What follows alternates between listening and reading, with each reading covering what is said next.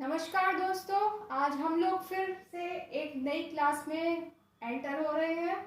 आज का हमारा जो टॉपिक है वो है पब्लिक फाइनेंस सब्जेक्ट का topic principle of maximum social advantage.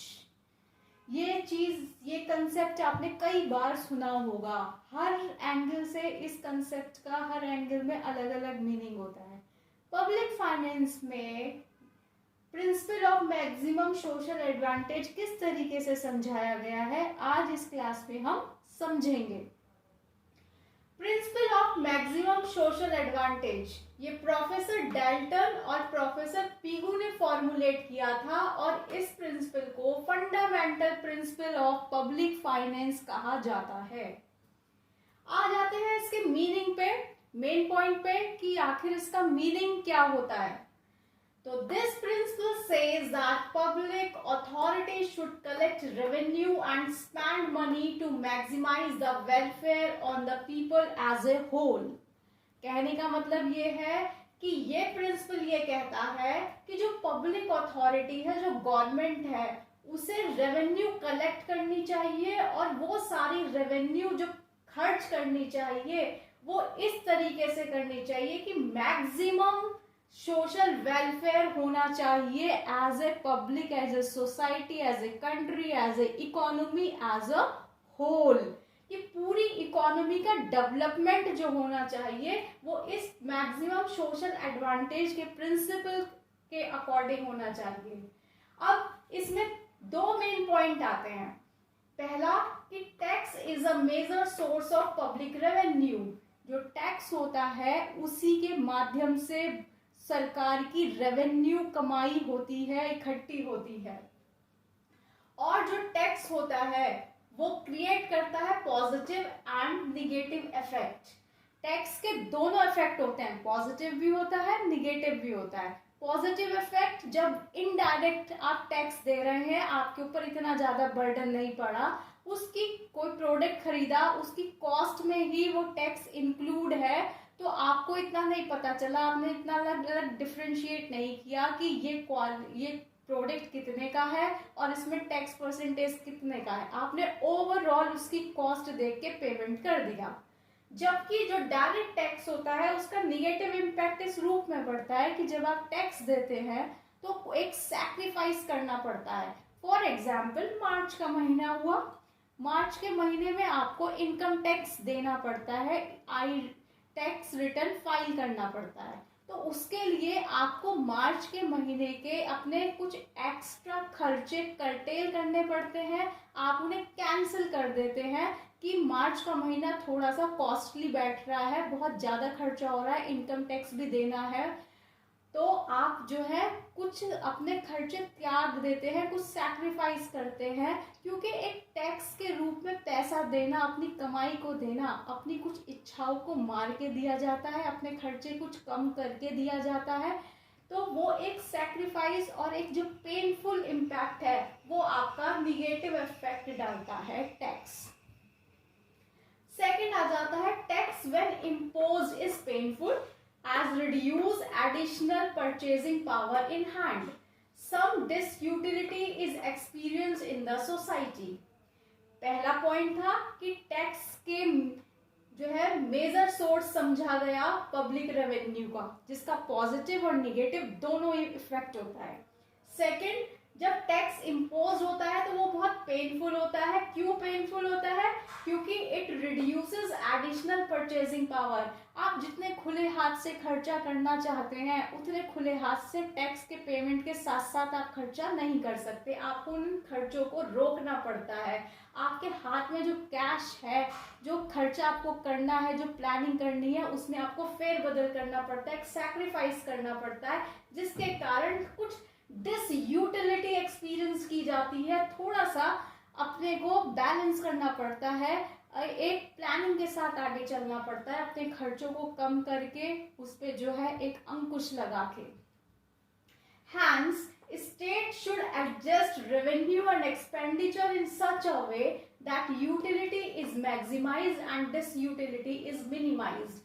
Main मतलब जो इसका principle of maximum social advantage का है वो ये है कि सरकार को चाहिए इस तरीके से एडजस्टमेंट करें रेवेन्यू और एक्सपेंडिचर के बीच में कि आपकी जो यूटिलिटी है, इसका जो यूज है, वो तो मैक्सिमम बेनिफिट आपको मिल रहा है और जो कॉस्ट है वो आपको कम से कम मिल रहा है।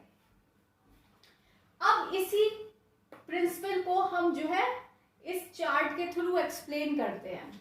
इस चार्ट में हमने 3 पॉइंट में डिवाइड किया है, 3 कॉलम्स में। पहला unit of taxation and public expenditure, दूसरा कॉलम है amount of sacrifice due to taxation, third है amount of utility gained due to public expenditure. अब देखिएगा इसमें जैसे जैसे यूनिट ऑफ टैक्सेशन बढ़ती जा रही है 1 2 3 4 5 6 7 8, वैसे वैसे जो है आपका जो सैक्रिफाइस है वो भी बढ़ता जा रहा है। टैक्सेशन लग रहा है, सैक्रिफाइस भी ज्यादा करना पड़ रहा है, लेकिन जो यूटिलिटी आपको या गेन मिल रहा है उससे वो डिक्रीजिंग ऑर्डर शो कर रहा है। आपने टैक्सेशन भी लगाना स्टार्ट कर दिया, आपने सैक्रिफाइस भी अपना बढ़ा दिया, लेकिन बेनिफिट आपको धीरे धीरे कम होता जा रहा है। यही चीज इसमें समझाई है।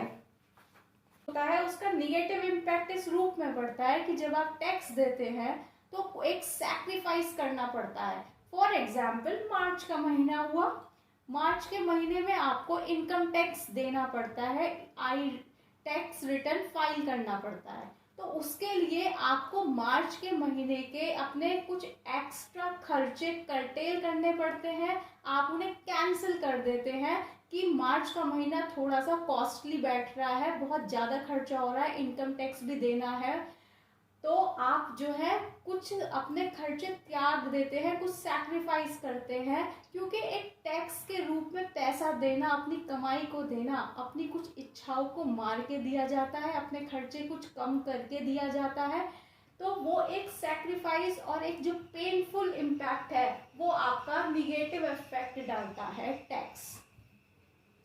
सेकेंड आ जाता है tax when imposed is painful as reduce additional purchasing power in hand. Some disutility is experienced in the society. पहला पॉइंट था कि टैक्स के जो है मेजर सोर्स समझा गया पब्लिक रेवेन्यू का, जिसका पॉजिटिव और निगेटिव दोनों इफेक्ट होता है।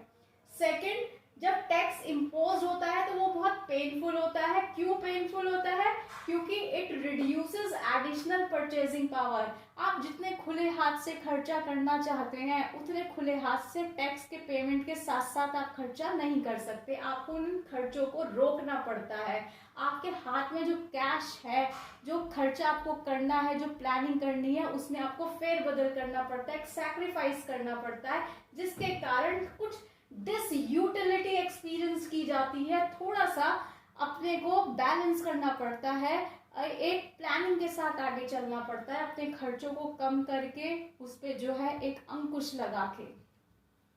Hence, state should adjust revenue and expenditure in such a way that utility is maximized and disutility is minimized.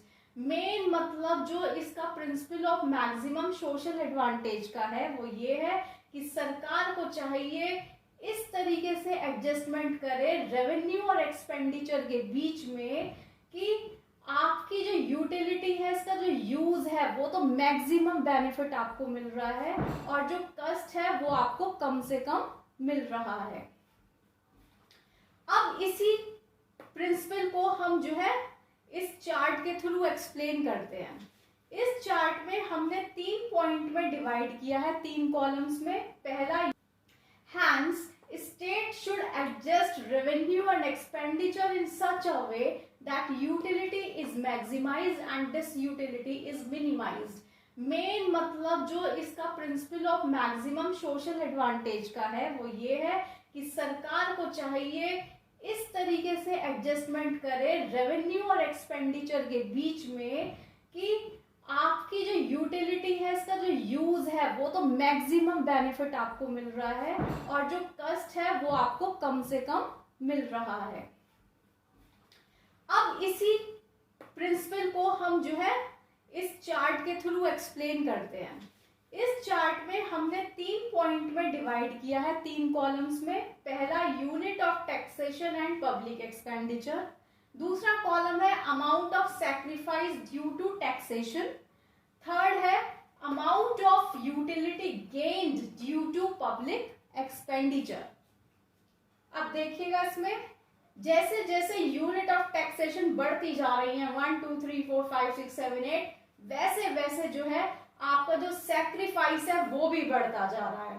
Taxation लग रहा है, सैक्रिफाइस भी ज्यादा करना पड़ रहा है, लेकिन जो यूटिलिटी आपको या गेन मिल रहा है उससे वो डिक्रीजिंग ऑर्डर शो कर रहा है। आपने टैक्सेशन भी लगाना स्टार्ट कर दिया, आपने सैक्रिफाइस भी।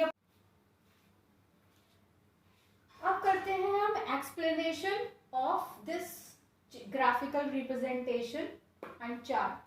चार्ट से समझने की कोशिश करते हैं।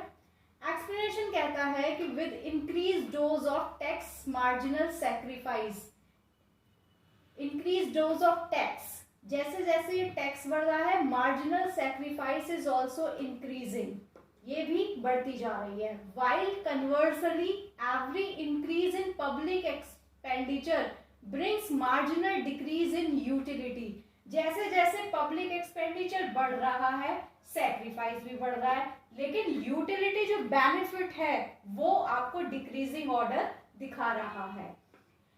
Decrease in utility gained by society, hence government will not impose any tax beyond 5th dose of tax। ये जो 5th dose of tax है यहाँ पर इससे आगे गवर्नमेंट कोई भी टैक्स इम्पोज नहीं करेगी, क्योंकि यहाँ पे marginal sacrifice due to tax, ये जो मार्जिनल सैक्रिफाइस है टैक्स के कारण से वो इक्वल हो गया यूटिलिटी के। जितना आप सैक्रिफाइस कर रहे हैं उतना ही आपको बेनिफिट मिल रहा है due to public expenditure. Public expenditure होने की वजह से जो गवर्नमेंट आपके वेलफेयर के लिए काम कर रही है वो इक्वल टू आपका सैक्रिफाइस है जो आपने टैक्स के माध्यम से दिया है। तो sacrifice due to tax is equal to utility due to public expenditure. अब इसी चीज को आप ग्राफिकली रिप्रेजेंट करेंगे स्लोप के माध्यम से। जैसे ये 1A आपका जो स्लोप है ये कह रहा है marginal utility of public expenditure will be negative slope.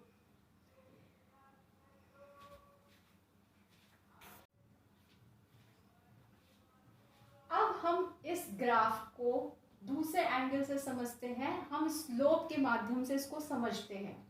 इसमें क्या है 1A जो ग्राफ है वो दिखा रहा है कि OY एक्सिस पे सैक्रिफाइस रिप्रेजेंट हुए हैं, OX एक्सिस पे रेवेन्यू रिप्रेजेंट हुई है, और ये जो कर्व बन के तैयार हुआ ये हुआ MS। इसमें कहा marginal sacrifice of tax will be upward sloping from left to right, left से राइट की तरफ ऊपर की तरफ ये मार्जिनल सैक्रिफाइस आपको शो किया गया है। दूसरी तरफ आ जाते हैं हम जो 1B स्लोप जो रिप्रेजेंट कर रहा है, इसमें भी आपने OX पे रेवेन्यू शो करी जा रही है और OYX पे बेनिफिट शो किए जा रहे हैं। इसमें कहा गया कि जो marginal utility of public expenditure है वो निगेटिव स्लोप शो कर रहा है from left to right, because government expenditure जो है वो ज्यादा से ज्यादा हो रहा है, जबकि एडिशनल बेनिफिट टू पब्लिक जो है वो डिक्रीज हो रहा है। मतलब ये एक्सपेंडिचर तो ज्यादा बढ़ाया जा रहा है, लेकिन जो बेनिफिट या गेन हो रहा है वो हर यूनिट पे डिक्रीजिंग पॉइंट में दिखाया जा रहा है। अब इन दोनों कर्व्स को हम जब कंबाइंड कर देते हैं तो ये फिगर बनती है। इसको समझिएगा, इस फिगर के अंदर 3 पॉइंट मेन है, 3 कंडीशंस को, 3 केसेस को रिप्रेजेंट किया गया है। OY एक्सिस पे सैक्रिफाइस बेनिफिट्स दिखाया जा रहा है और OX एक्सिस पे रेवेन्यू एंड एक्सपेंडिचर बेनिफिट दिखाया जा रहा है। अब इसमें जो ये P पॉइंट है, ये P पॉइंट होता है आपका ऑप्टिमम लिमिट का ऑफ पब्लिक फाइनेंस, जहां पर MS मार्जिनल सैक्रिफाइस और मार्जिनल बेनिफिट कर्व जो है एक दूसरे को काट रहे हैं, तो ये P पॉइंट हुआ आपका ऑप्टिमम लिमिट। जबकि OM जो हुआ ये हुआ आपका ऑप्टिमम लेवल। आइडल कंडीशन है ये ओएम वाली। फाइनेंशियल ऑपरेशन यहाँ पे ज्यादा से ज्यादा देखे जाते हैं क्योंकि ये नेट बेनिफिट आपको देती है। सेकंड केस है, सेकंड केस में कंटिन्यू रखने चाहिए अपने financial operation at M1। M1 जो पोजीशन है यहाँ पर, जब आप यहाँ पे आ जाते हैं तो इस कंडीशन में आपको अपने जो है ऑपरेशन, फाइनेंशियल ऑपरेशन कंटिन्यू रखिएगा, ज्यादा से ज्यादा काम कीजिएगा, पूरी प्लानिंग के साथ काम कीजिएगा जब तक आप M लेवल तक, ऑप्टिमम लेवल तक नहीं पहुंच पाते, क्योंकि public expenditure at this point is greater than this utility up to M। Third condition आती है, ये जो थर्ड कंडीशन है ये भी बिल्कुल अनइकोनॉमिकल है, क्योंकि OM2 पॉइंट पे यहां से लेके यहां तक का जो पॉइंट है, यहाँ पे देखा गया कि मार्जिनल सेक्रीफाइस जो है वो बढ़ गया है मार्जिनल बेनिफिट से। जो गैप है P2 और M2 का, P2 और M2 का गैप है, ये बढ़ता हुआ ये रिप्रेजेंट कर रहा है कि ये कंडीशन अनइकोनॉमिकल है, इसको आपको ऑप्टिमम लेवल तक ही कैरी करना चाहिए, उसके बियॉन्ड कैरी नहीं करना चाहिए। तो ये था principle of maximum social advantages, बहुत इंपॉर्टेंट टॉपिक है और पब्लिक फाइनेंस का एक बेस है जो कि प्रोफेसर डाल्टन और प्रोफेसर पीगू ने फॉर्मुलेट किया है।